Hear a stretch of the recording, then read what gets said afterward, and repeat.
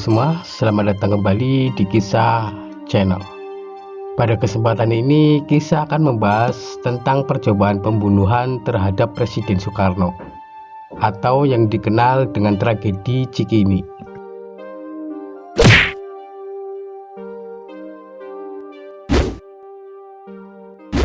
Tragedi Cikini adalah percobaan penggranatan untuk membunuh Presiden Soekarno di Jalan Cikini nomor 76 Jakarta Pusat.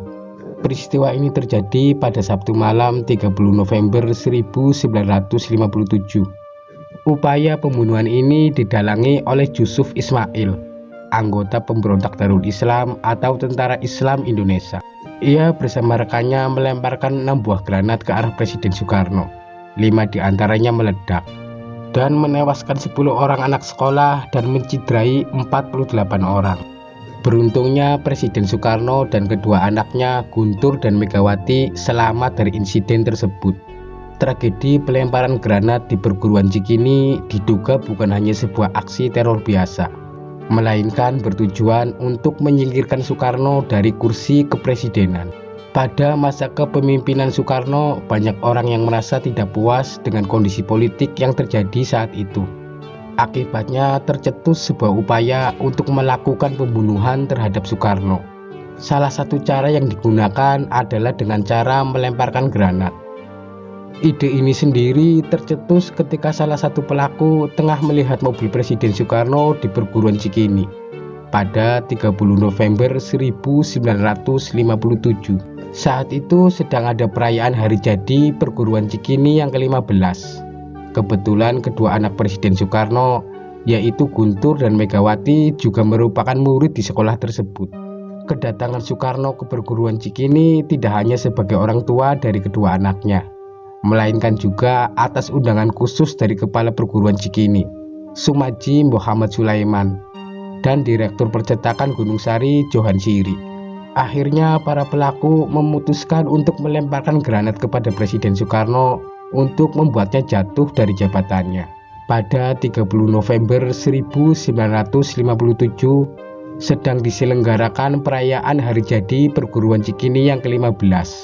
Saat itu acara berjalan dengan sangat meriah. Bahkan Presiden Soekarno juga turut hadir di sana untuk merayakan. Kehadiran Soekarno ini disambut dengan antusias oleh para peserta, terutama para murid sekolah. Usai acara, Presiden Soekarno bergegas untuk segera meninggalkan lokasi. Di sepanjang jalan dari halaman sekolah, warga sudah bergerombol untuk menantikan Presiden lewat. Namun tiba-tiba terdengar suara ledakan hebat yang ternyata berasal dari lemparan granat yang diarahkan ke halaman sekolah. Ledakan tersebut membuat banyak orang tergeletak. Selain itu, mobil yang dikendarai Presiden Soekarno juga hancur dimakan lautan api akibat ledakan besar dari granat yang dilemparkan. Beruntung Soekarno bersama kedua anaknya Guntur dan Megawati selamat. Namun 10 anak sekolah tewas dan 48 orang mengalami cedera. Sebagian besar dari mereka mengalami luka yang cukup parah.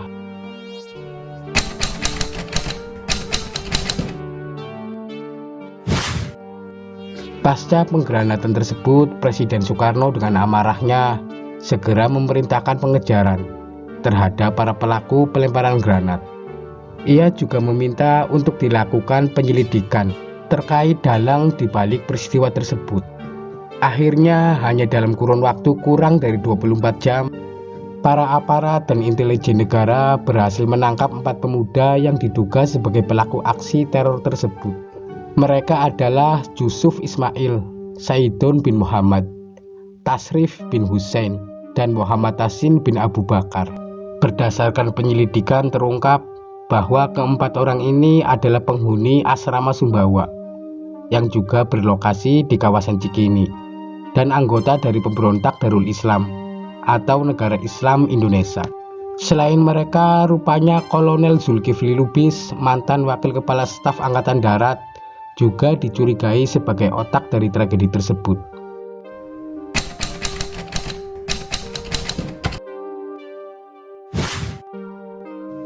Untuk mengusut peristiwa ini digelar persidangan pada 15 Agustus 1958. Dalam persidangan, salah satu terdakwa menyebutkan bahwa Zulkifli Lubis adalah dalang utamanya. Bahkan terdakwa juga mengatakan sempat beberapa kali menyusun upaya percobaan untuk membunuh Soekarno. Akan tetapi beberapa kalangan meragukan pengakuan tersebut. Zulkifli pribadi juga menolak untuk bertanggung jawab atas tragedi Cikini yang menyasar Soekarno sebagai target pembunuhan. Pada akhirnya Yusuf Ismail mengaku bahwa ia yang memelopori pelemparan granat tersebut. Zulkifli pun lolos dari tuduhan. Keempat terdakwa pelaku tragedi Cikini diputuskan diberi hukuman mati di hadapan regu tembak pada 28 Mei 1960.